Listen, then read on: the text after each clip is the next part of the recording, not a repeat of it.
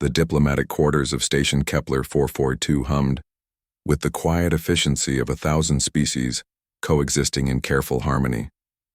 Anna stood at the observation deck, her violet skin catching the light of 3 distant suns, her 4-fingered hands clasped behind her back. She was Valorian, a species known for their mathematical genius and unfortunately their declining population. "You wanted to see me?" Neo's voice carried that peculiar warmth that humans seem to radiate effortlessly.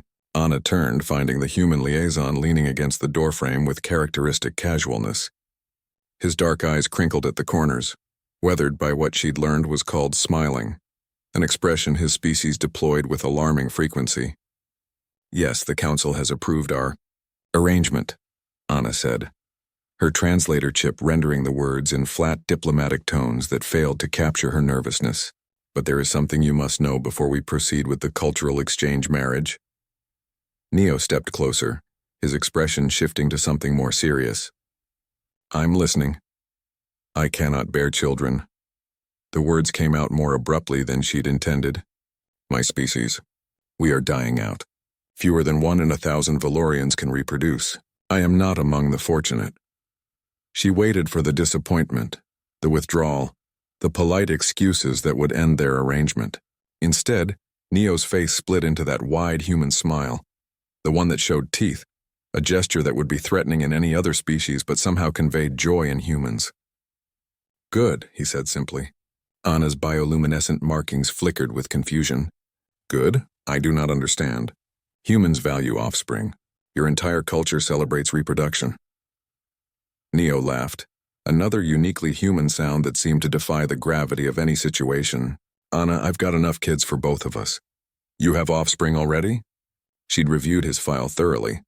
There was no mention of progeny. "Not biologically mine, no." Neo pulled out a datapad and began swiping through images. "But that doesn't make them any less mine." The first image showed Neo surrounded by small Craxian children, their crystalline bodies refracting light in rainbow patterns. "These are my students from Outpost 7. Taught them Earth history and basic engineering for 2 years. Another swipe. A teenage Zephron with windswept features stood beside Neo, holding what appeared to be a trophy. "Mika, I coached her in zero-G athletics. She went on to compete in the Galactic Games." Image after image followed. A young Throlian who'd lost their parent unit to a mining accident. Twin pollution orphans Neo had fostered during an outbreak on their homeworld. A Mordaxian adolescent who'd been deemed unadoptable due to their aggressive tendencies, now a successful mediator.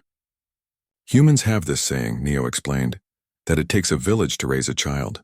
But in space we don't have villages. We have stations and ships and outposts scattered across the galaxy. And everywhere I've been there have been kids who needed someone." Anna's markings shifted to deep azure, a Valorian expression of profound emotion. "But none of these are human children.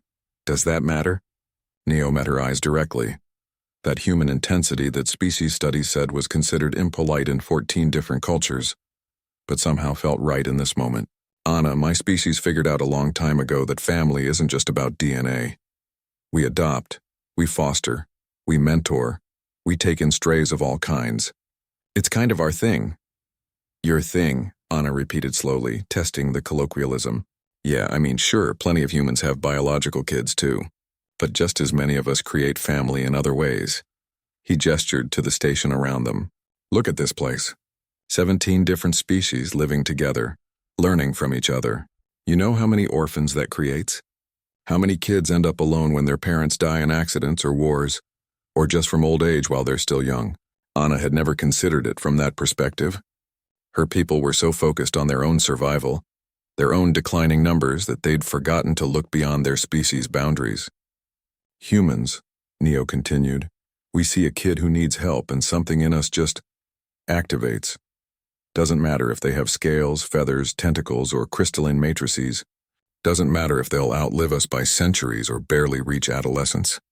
We take them in, teach them what we know, give them what they need, and send them off into the universe a little better than we found them."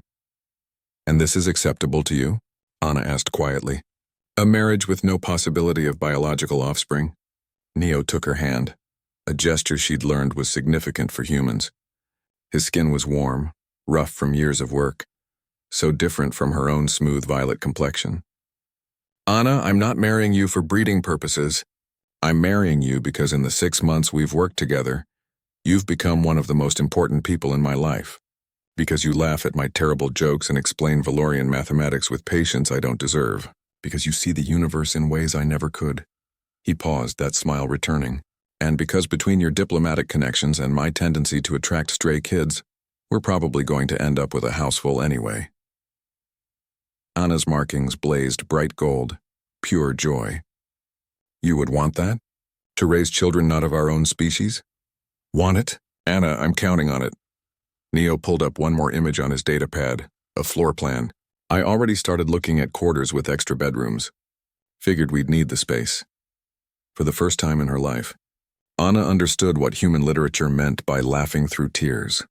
Her species didn't produce tears, but the emotion was the same. Overwhelming relief mixed with happiness. The sudden understanding that her perceived flaw was, to this human at least, simply irrelevant. Then I accept, she said formally, though her glowing markings betrayed her excitement. And I suggest we start with at least 3 bedrooms. I have heard that human children often arrive in groups. Neo's answering laugh echoed through the observation deck, a sound of pure human optimism that had somehow, against all odds, found a home among the stars. Anna, he said, pulling her into what humans called a hug, I think this is going to work out just fine. And watching 3 suns set over an alien horizon, surrounded by the possibilities of 1,000 species, Anna found herself believing him.